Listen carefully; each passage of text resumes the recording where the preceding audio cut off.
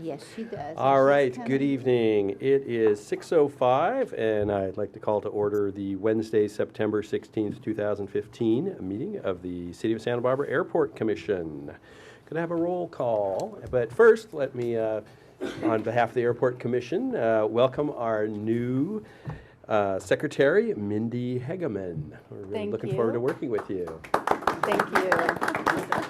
It's a pleasure to be here. I'm really excited to have transferred over here to the airport department. Looking forward to working with you all. All right. Lots of cool And- stuff happens here. You'll love it. Oh, yeah. Enjoy that. Carl Hopkins, Bruce Miller, Here. Craig Arcuri, Here? Dolores Johnson, Karen Kahn, Here. Kirk Martin, Here. Jim Wilson. Okay, thank you.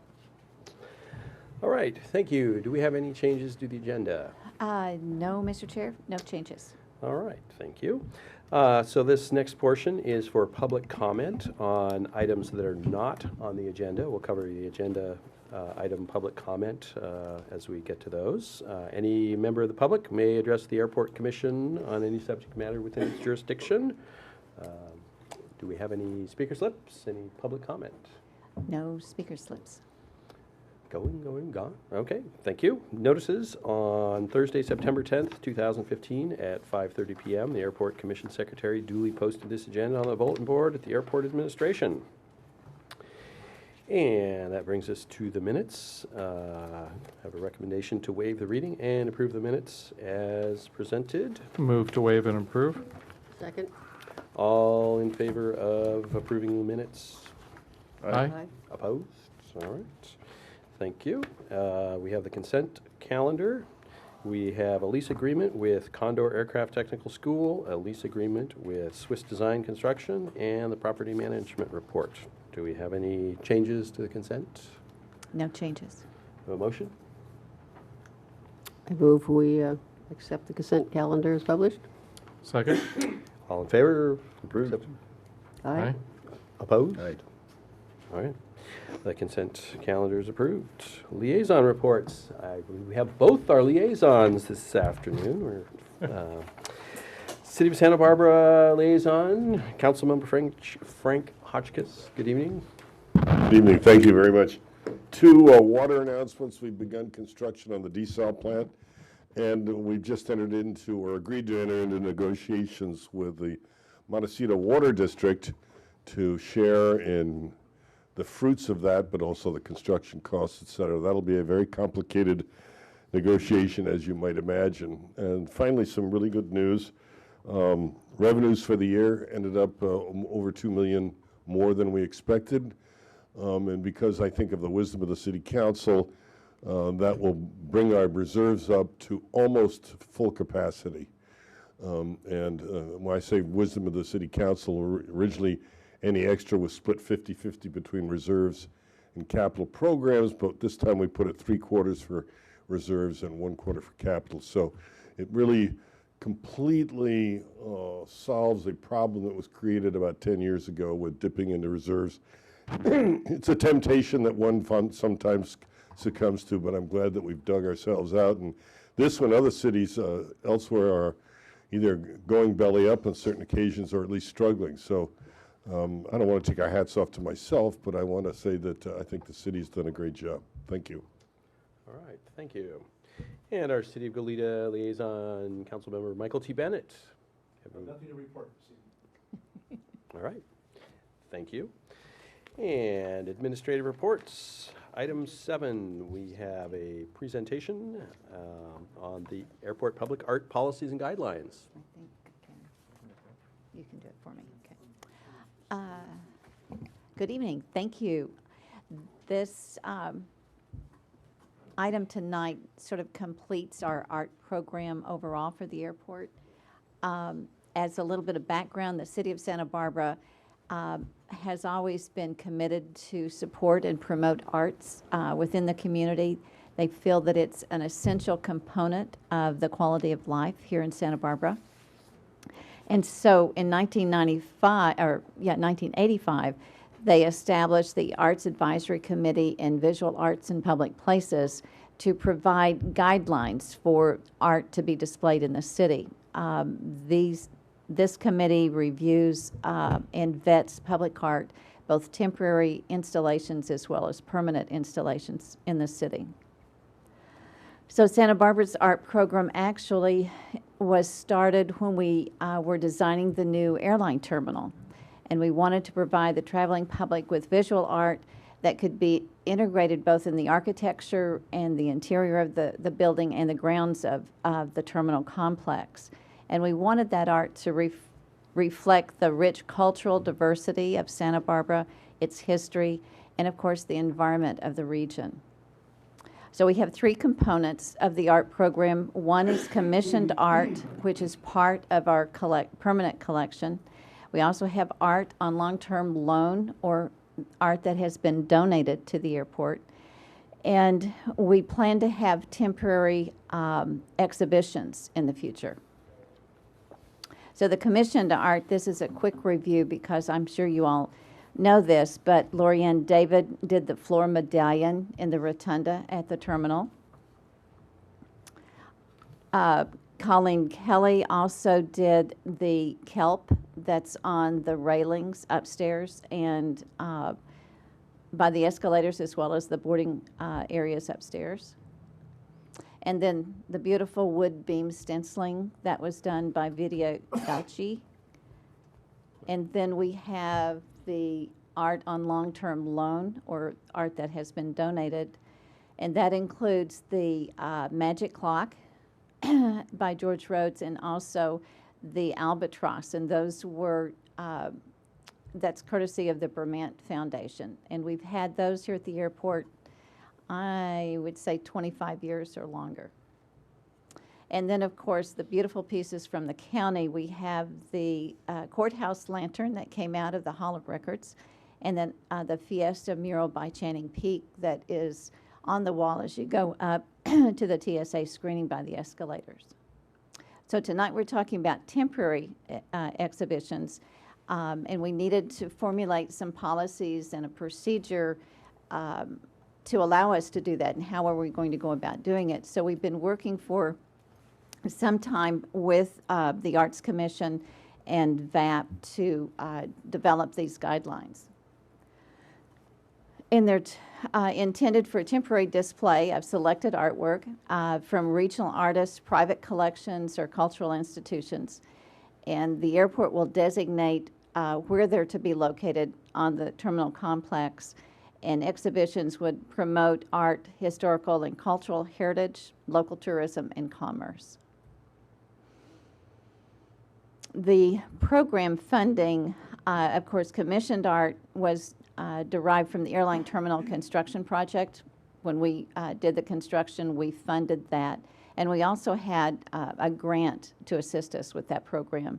The art on long-term loan, we have agreements both with the County of Santa Barbara County Arts Commission, and the David Vermont Foundation. And those agreements discuss how we maintain it and the parameters of that art. And now for commissioned art derived from airline terminal construction budget and grants. You'll recall when we had the gala event prior to opening of the terminal, the tickets that were sold, $25 of each ticket, was set aside for the arts program.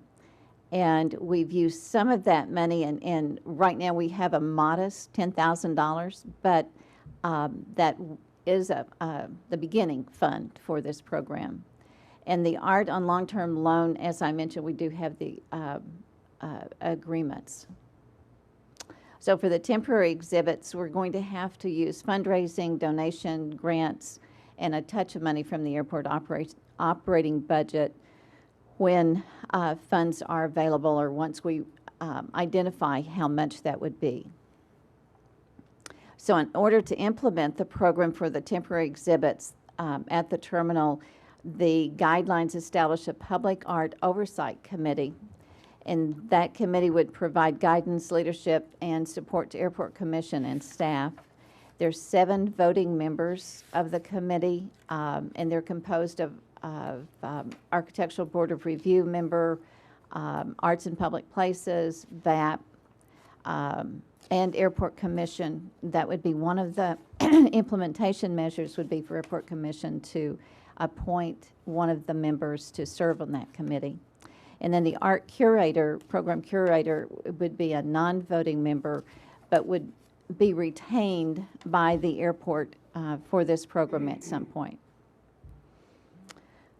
So this committee would review public art policies, approve the method of contracting with artists, review the aesthetic elements, and also serve it as sort of the dispute resolution committee, recommend acceptance or refusal of proposed art, and then recommend acquisition or removal of the art to Airport Commission and serve as the art selection panel. So our next steps would be to submit the public art program policies and procedures to the Visual Arts and Public Places Committee for their review and approval, and then identify funding sources, recruit and retain a curator, and then initiate biannual exhibitions in the airline terminal. That concludes my report. Okay, well, thank you for that, and thank you for putting together such a comprehensive plan. I understand our former director, Karen Ramsdell, also was very involved in creating that. Our fingers are all over it. It's a very, seems very comprehensive. I know I've asked you, but I'll ask again. If you could just, since the program does call for a curator position, what would the potential budgetary impacts of that be, and how would you foresee that taking place? I actually see, I don't know a specific dollar amount for a curator. I know that some of the work that we've done in the Rotunda, working with local curators, very modest amounts like $25,000, $35,000 for their services. It would not be a full-time position. It actually would be a contract that we would enter into, and it would be limited to specific work that would be needed for an exhibition and the maintenance of that. And one of the requirements, or one of the job duties, would also be to look for and apply for appropriate grants that could help fund that activity. So at this point, it's just the beginning, but certainly before moving forward with retaining, we would come back to commission with a more detailed report. Okay. Biannual exhibitions, what are we talking about as far as how much or what kind of a scope? And do we even have a guesstimate of what does it cost to install and remove? And so we would have a scope of what we'd be looking at. Any details on that?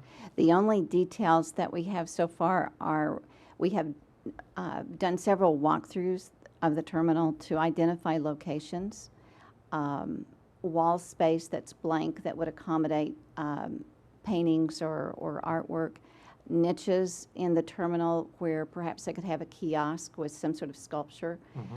But we haven't, we don't have any specific details yet. Those would be forthcoming. Okay, Mhm. thank you. Mhm. So essentially, this is a framework we put together to develop a plan, really. That's it. The policies, procedures for the plan, yes. And we're being asked to approve this. Mhm. Any And question? No? Go ahead. working in conjunction with the other art commission, they would have greater breadth of knowledge to aid us with this as well. Most definitely, And, yes. how soon would this begin if we were to approve this? It is scheduled to go to Visual Arts and Public Places Committee tomorrow afternoon, Okay. and then for their review and consideration, and then I would assume that perhaps early part of the year, we Oh. might be able to come back with more details in January, February, Okay, that timeframe. thank you, yeah. Uh-huh. Any other questions, or do we have a motion? I'll make a motion that we approve approve that. I heartily second. Okay, all in favor of approving the public art program policies and guidelines as presented? Aye. Aye. Opposed? All right, program is approved. Thank you. Thank you. All right, and that brings us to the public hearing portion of our meeting tonight. We have a presentation on the Airport Master Plan Draft Environmental Impact Report. We will have a presentation of the report, then Commission will be asking staff questions, and then we will open the floor to public comment on the plan. There is no action being taken tonight. It is for public comment. That's correct. Andrew Vermont, our airport planner, will do the presentation. Thank you, Hazel, Mr. Chair, and Commissioners. I'll just get right into it. We have a lot to talk about, and I want to make sure that we get to have a chance to hear everyone's public comment. That's sort of the purpose of this meeting. So I'm going to try to move through a couple hundred-page document in as little time as I can. I'll talk a little bit about the purpose of the meeting. I'll give an overview of the airport master plan as it's currently envisioned. And then I'll also give an overview of the draft EIR, and I'll talk about what the next steps will be. So as you said, the purpose of this meeting is to receive public comment. We felt that it was meaningful that public comment be heard at the airport, as well as at Planning Commission, which will occur in a couple weeks on October 1st. And written comments will be accepted until Friday, October 16th. That will be the end of the 45-day public comment period. And as you said, there's no action taken tonight. The EIR is available at both the Downtown Library and the Glida Library, as well as at the planning offices and here at Airport Administration Building. And of course, it's also available at santabarbaraca.gov/EIR. So I'll talk a bit about the Airport Master Plan as a refresher for most of you, I assume. The Master Plan process began back in December of 2011. It's been a very long and methodic planning process. We've had 6 advisory committee meetings and 4 public workshops and a number of other advisory body hearings. We are now down here at the very end of the process. We're wrapping up CEQA and we're conducting our hearings, moving toward approvals. The purpose of the master plan is to guide development at the airport for the next 15 to 20 years, specifically the relocation of GA facilities, improvements to airfield safety, and consolidation and future-proofing the airline terminal area. This is an overview of the airport master plan. I'm going to go through the 3 different components briefly. First is the airfield concept, which is principally the extension of Taxiway H, Taxiway Hotel, to the end of the main instrument runway threshold, runway 7. There are also the addition of shoulders on a number of taxiways and runway 15 right, as well as relocation of a few other taxiways down in the terminal area. On the north side, we have a pretty substantial redevelopment concept. That's the relocation of the airport maintenance yard, the relocation of the south side FBO to the north side, so we'd have 2 side-by-side fixed base operators. And then in the area nearest the airline, the air traffic control tower, we would have a local pilot serving area with T hangars and flight schools. We also have the relocation of the 2 oldest structures at the airport, the General Western Aero hangars, buildings 248 and 249, which I'll talk about more in a bit. And then on the south side, we have reconfiguration of that area to facilitate terminal expansion and expansion of terminal parking, so that that can all occur near the airport and avoid the future need of shuttling passengers. So now I'll get into the environmental impact report that was prepared to assess that plan. The environmental impact report is a required document because we identified potentially significant impacts in the initial study. One requirement is that we consider reasonable alternatives to implementation of the master plan, and that we propose mitigation to reduce the severity of a significant impact to less than significant where possible. So the project alternatives, again, the law helps us a little bit in defining that. Under the California Environmental Quality Act, we have to assess a no project alternative. That's essentially the status quo for the next 15 to 20 years, what changes, what doesn't. We also have to identify an environmentally superior alternative. In this case, it's the master plan concept without the extension of taxiway H, which removes a number of significant environmental impacts, but also does not complete all of the safety recommendations. There were a few other alternatives that we brought through the process but ultimately dismissed from further analysis. That was the demolition of a number of historic hangars, because that had significant unavoidable impacts that could not be mitigated, and we were able to devise a master plan concept that retained those hangars and still met project goals. There was also improvements to the south side fence along Mesa Road that, in consultation with TSA, we found that that wasn't necessary, that the Goleta Slough functions as a natural barrier, so that the existing fence is sufficient.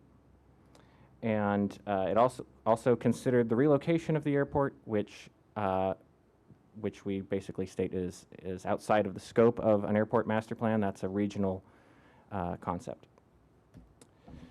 So I'll talk a little bit about what CEQA impacts are, and these are roughly in order of the level of effort that's involved to assess them. First, no impact. If it's not, there's no chance that the project's going to do anything. That's no impact, and that's pretty straightforward. A Class 4 impact is beneficial. Those rarely occur, but sometimes they happen, and we celebrate those.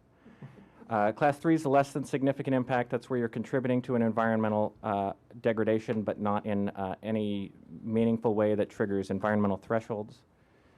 Class 2 is less than significant with mitigation. That is to say that the impact on its own would have been significant, but we've identified ways of reducing the significance through appropriate mitigation measures. And then the last one is Class 1. Those are significant unavoidable impacts. If you do the project, this impact will occur.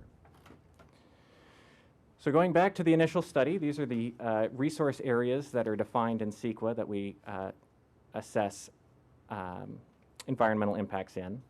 There are 17 of them, and there used to be 16, so my grid was a little bit nicer. But we have, I'll go through this very quickly. I just like the graphic display. In the initial study, the first thing we assess is what's not going to have any effect. And those resource areas that we have no impact, we do not move forward in the analysis. We know that the airport master plan is not going to adversely affect agricultural or mineral resources in any capacity. So we remove those from further review. And then in the initial study, we did a checklist, and we identified a number of resource areas where we would have an environmental impact, but not a severe one. And those are in the categories of aesthetics, greenhouse gas emissions, noise, housing demand, police and fire demand, and parks and recreation demand. In those cases, we're increasing employment at the airport, but not in any sort of major way. So that leaves us with the resource areas that we brought forward into the EIR, and those are air quality, biological resources, cultural resources, that's historic and archaeological resources. We combined geology and hazards because those are very related in our area. Hydrology, land use and planning, transportation and traffic, and utilities, specifically solid waste in our case.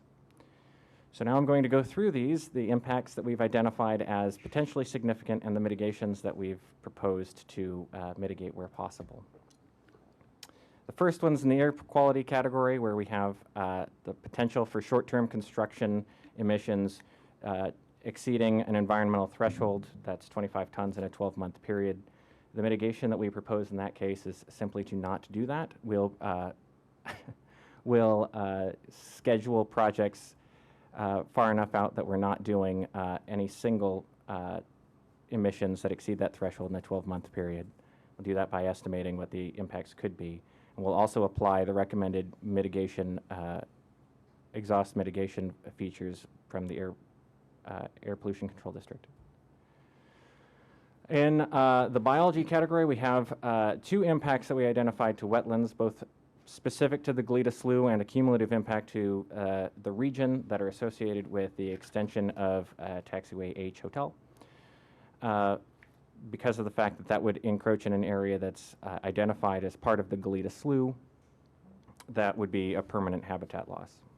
So the mitigation that we propose is a programmatic wetland restoration plan where we'll identify a number of measures to quantify and mitigate at a 2-to-1 replacement ratio or greater. Do mitigation for all temporary construction, identify appropriate locations for that mitigation, and consultation with the Goleta Slough Management Committee and resource agencies. We'll also bring forward the local coastal plan policies that that protect wetland resources. It's a 100-foot buffer around all aquatic areas and incorporating best management practices during construction. We also have two impacts identified in cultural resources. The first is the relocation of hangars 248 and 249. That's the General Western Aero hangars, sometimes called the Boneyard hangars. Those hangars, if they remain where they are currently, we also have a Class 1 significant impact because they're subject to destruction by neglect or through a heavy storm in the floodway. So there's no obvious solution here, but so the relocation allows for their preservation, but it removes them from their historic context. We also identified that a few projects proposed in the master plan would occur in areas that have moderate sensitivity to Native American archaeological sites. So we've proposed, first mitigation that we've proposed is that we apply a restoration strategy for hangars 248 and 249 where we initially mothball them so we prevent their continued degradation. Then we nominate them for listing on the National Register of Historic Places. And then once they're listed, we can follow the Secretary of Interior's protocol for restoration and relocation of historic resources. We also propose to apply the Master Archaeological Resources Report, which is something that the airport has been doing since 2009, but this would then codify it as a requirement, and also add the conditions of unanticipated fines to all construction at the airport, regardless of whether it's in a sensitivity zone or not. We want to make sure that folks doing construction in the field are aware of what they need to do in the event of finding any historic resources. So geology and hazards, we combined. We have 3 impacts in that category. We're in a area of seismic activity, so there's the potential for, if we add populations to that, we're creating a new safety problem. We also have, the airport is constructed almost entirely on filled soils in the historic Goleta Slough. So these soils are highly compressible and in some places expansive. That doesn't create for a very good foundation in many cases. And there's also the potential for contamination. Although the airport did an extensive remediation process a number of years ago, it's not possible to determine that every site that was installed by the Marine Corps in the 1940s was identified and remediated. So there's still the potential of contamination find. So the mitigation that we've proposed in this case is that each project do a geotechnical report, so we identify how stable the foundation is and what the seismic risks are before we do the project. We'll also implement a contingency plan for all construction that, similar to if you find archaeological resources, if you find contamination, we'll have a specified process. And in the event of that, we'll also require that the projects complete a remediation plan so that we clean it up before we finish the work.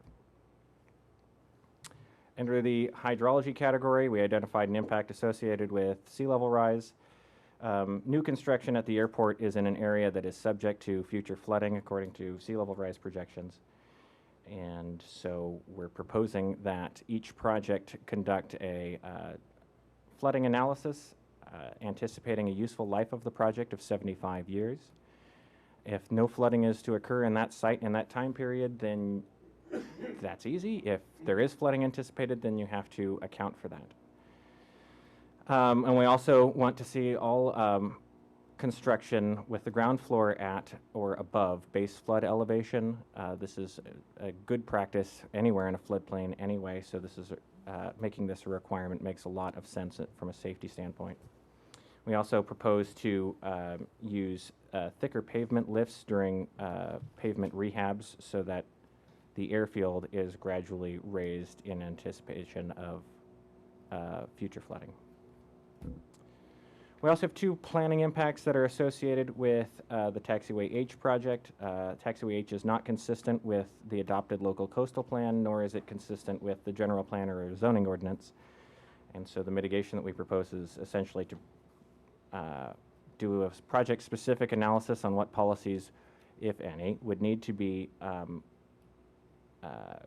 altered, or what aspects of the project may need to be altered in order to bring it into compliance or to make compliance possible. And we also will analyze the project with respect to the 2015 update to the Goleta Slough Ecosystem Management Plan. We have also a solid waste issue with construction. We have a lot of construction and demolition that is proposed through the implementation of the airport master plan, and that could result in a significant amount of construction debris going to the landfill.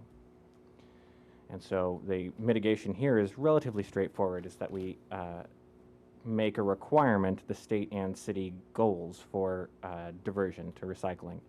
And this is something that most construction crews are doing anyway, because recycling is generally cheaper than the landfill fees. Finally, we'll move to traffic. This is the one where we've had the most trouble and the greatest consultation. We identified a cumulative traffic impact that is in the year 2032.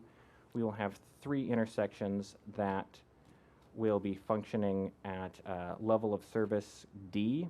So if you imagine a report card, it's getting a grade D. And those are Hollister and Fairview and 101 southbound ramps, and Hollister at Kellogg.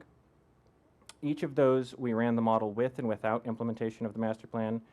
They would function at level of service D in either case, but with the implementation of the airport master plan, airport projects would contribute greater than 15 trips to each intersection during the PM rush hour, and that constitutes a cumulative impact as defined by both the county thresholds, which are adopted by the city of Goleta, and the city's traffic management strategy.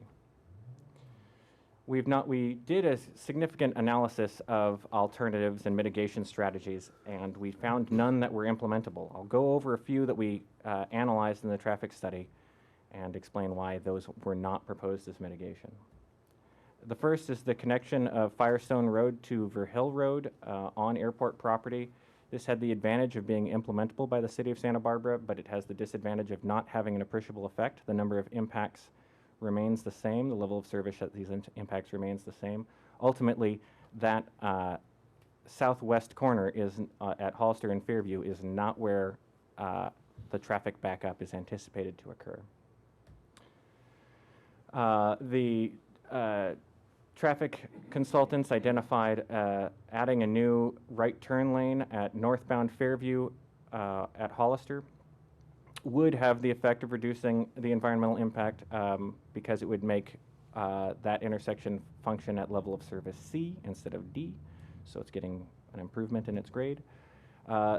This isn't proposed as mitigation because it's outside of the city of Santa Barbara. The city of Santa Barbara can't impose it, and it would require condemnation of private property. And finally, the extension of La Patera over US 101 as an overpass is proposed in the city of Goleta's general plan, so the airport could contribute a fair share allocation. It's our understanding from the city of Goleta that this is not a project that is considered within the scope of the next 15 to 20 years. So if that project isn't going to happen, then the airport can't contribute a portion to it. So in order to adopt the airport master plan, the city council needs to make a statement of overriding consideration that will balance the conflicting public objectives, which are to keep traffic flowing and also to improve airfield safety by consolidating the fixed base operators on the north side. So to summarize all of that, if you're still with me, we identified one Class 4 beneficial impact. That was the moving structures out of the floodway, so we can celebrate that. And we have 14 Class 3 less than significant impacts that I did not go over. 15 Class 2 impacts that we identified 14 mitigation measures to address, and we have the one significant unavoidable impact, that's the cumulative contribution to year 2032 traffic congestion. So our next steps for this project are to have a second environmental hearing at its more usual location, which is the Planning Commission, on October 1st at 1 p.m. That's at City Hall, 735 Kappa Street. And anyone who wishes to is welcome to provide oral comments at this meeting, at that meeting, or in writing to me at P.O. Box 1990, Santa Barbara, California 93102, or by email at abermond@santabarbaraca.gov.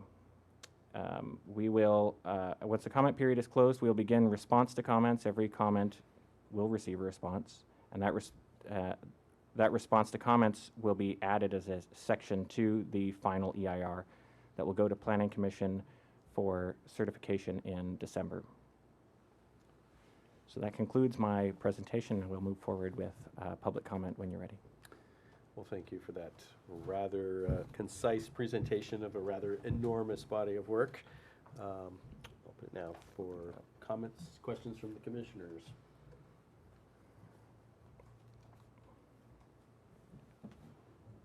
Comment? So after the assuming through the comment period and all of that kind of goes according to plan, and that would go to city council in December, is that correct? To Planning Commission, who Planning certifies the environmental impact report. And So that then- certification is just, yes, we've covered all the bases. Yes, that's correct. They certify the environmental impact report as adequate, an adequate analysis, and then the city council considers the EIR in their adoption of the master plan. And is there an anticipated time period for that part, when planning, with the city council? That would be early next year, assuming all goes well.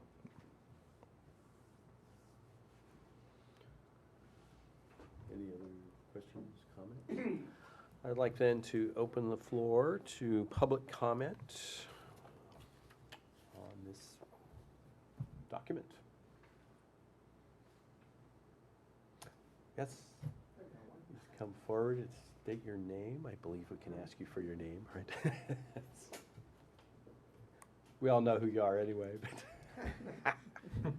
Hi, I'm Gordon Feingold, local pilot and rabble-rouser troublemaker, and generally been involved with the airport for 42 years, I guess I've been flying around here. So I just wanted to comment in terms of context on environmental impacts, or impacts of the projects in general.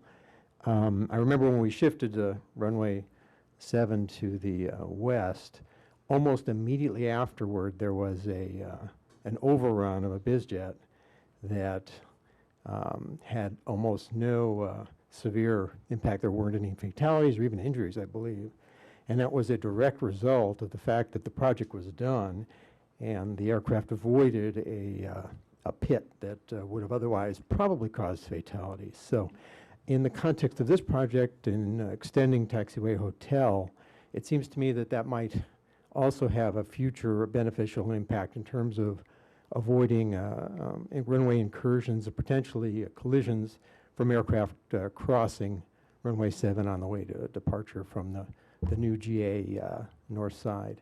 So it seems to me that's one of those positive impacts, or lack of impact is a positive impact. How is that considered, I mean, in terms of balancing out some of the negative impacts? Thank you. That's an excellent point. Any other public comment? I'll jump up there at once. Okay. Well, gone then. I will close the floor to comment. And there will be the second hearing. Let's see, that's on Thursday, October 1st. And then written comments due by October 16th to Mr. Mermont. And I think that completes that item, the public hearing. The next item would be the director's report. Yes, Chair.